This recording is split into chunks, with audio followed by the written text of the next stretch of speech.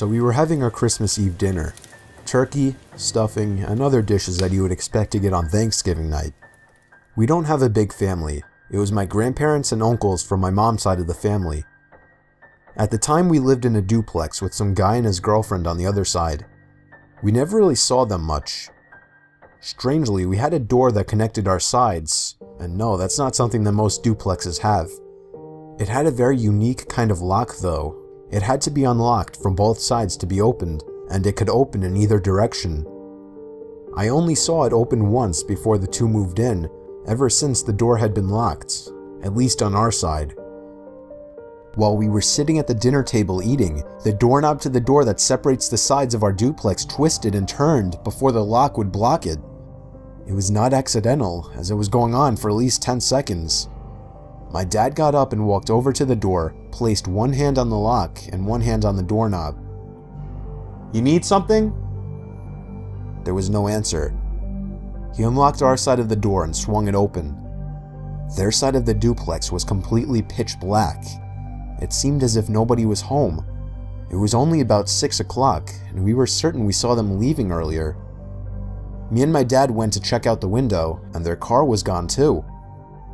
Being good neighbors, we assumed the worst, that there may have been an intruder, so me, my dad, and my uncle went to the other side to investigate. We flipped on all the lights and checked every corner and every crevice of the small first floor.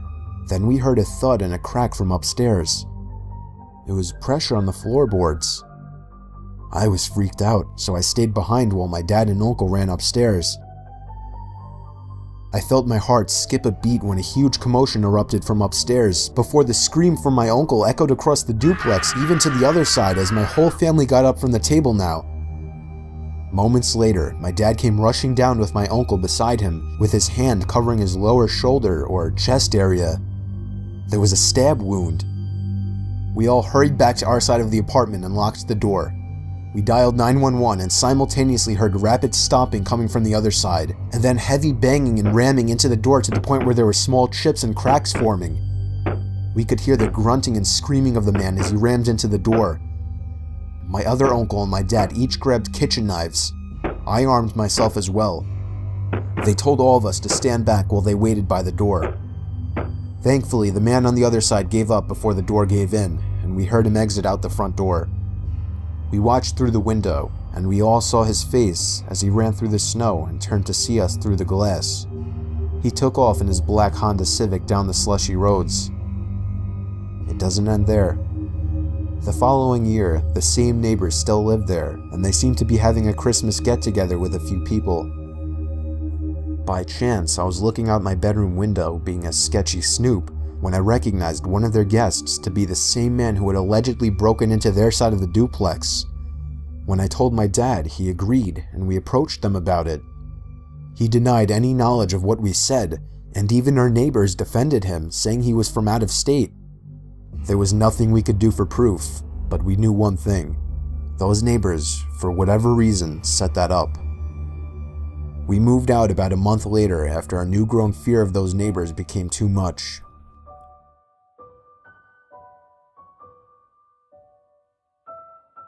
This happened when I was only 5 years old.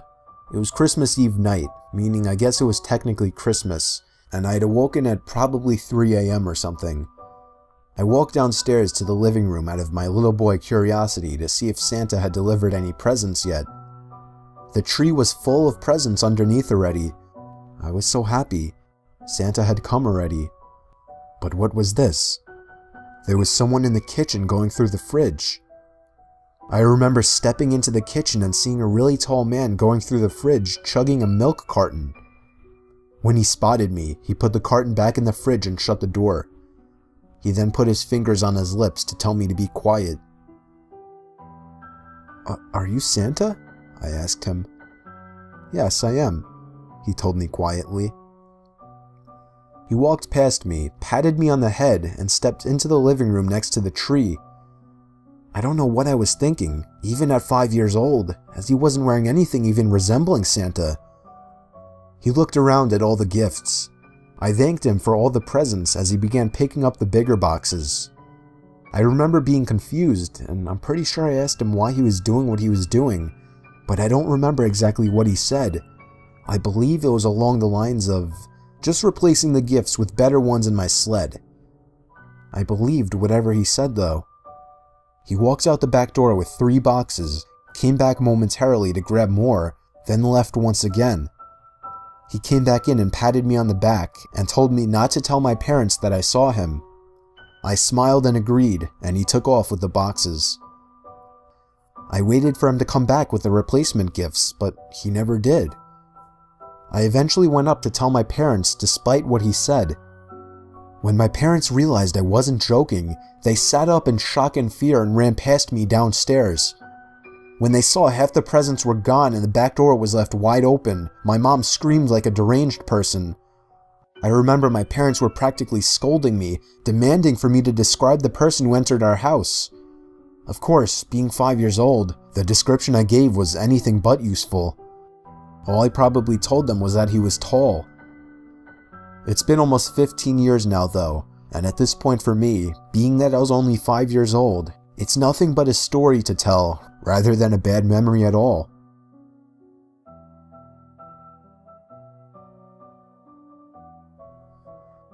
Did you ever used to have a fear of those guys who would dress up as Santa Claus in the mall or at Christmas parties?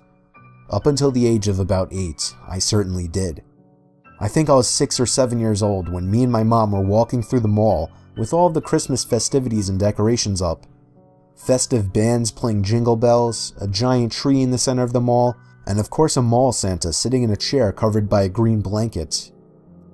There was a small line of kids and parents waiting to sit on the Santa's lap. Maybe 2 or 3 kids. My mom insisted I sat on his lap.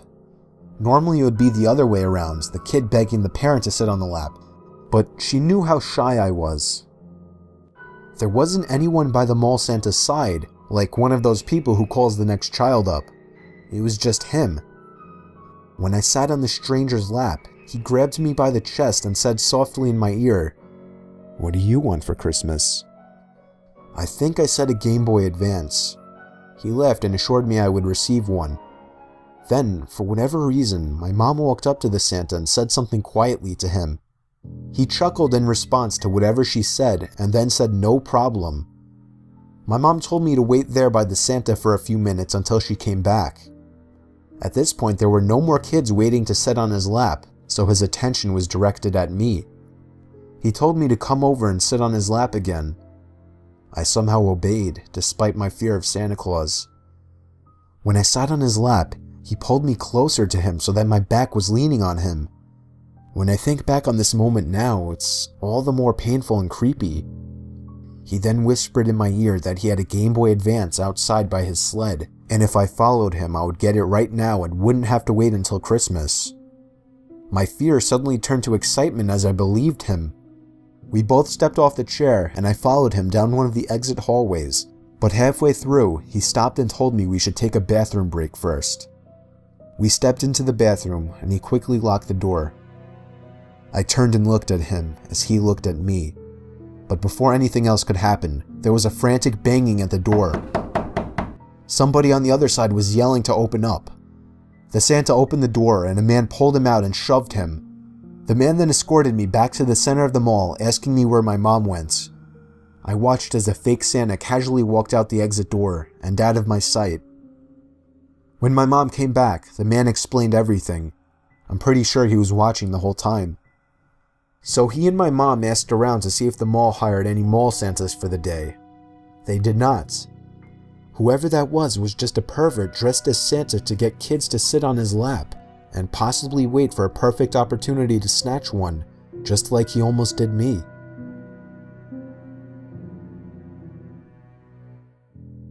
This story took place about 5 years ago on Christmas Eve night. It was around 1 in the morning, and I had just finished placing presents under the tree. I went upstairs to brush up and everything, then came back downstairs to the kitchen to get a glass of water before bed. My son Jake, who was 4 at the time, was standing by the stairs leading to the basement. I asked him what he was doing up so late. He pointed down the stairs and said, "Santa." I picked him up and carried him back to his room. I took a glass of water and went to bed. I woke up around an hour later to my son running down the hall outside my room. I sighed and got out of bed. As I was going down the stairs, I saw Jake by the tree looking at presents. Then he ran past me into the basement stairs again. He pointed down the stairs again.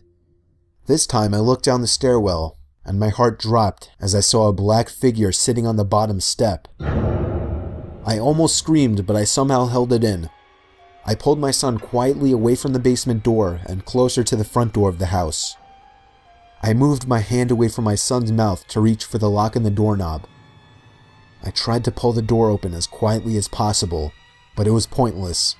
The squeaky hinges let out the usual ear-piercing screeches, and I cringed in my mouth and eyes as I did. Suddenly, there were heavy stomps coming from up the basement stairs. I screamed and pushed open the storm door and practically threw Jake outside. I shut both doors behind us and we ran to the neighbor's house. I rang the doorbell as fast as possible, probably 30 times before they answered. After that, we went inside and stayed there and waited for the police. Whoever that person was gone though, as determined after the police conducted a thorough investigation of the house. I ended up lying to Jake, telling him that actually was Santa Claus, but a few years later, he remembered the incident and became a little more wise to what actually happened.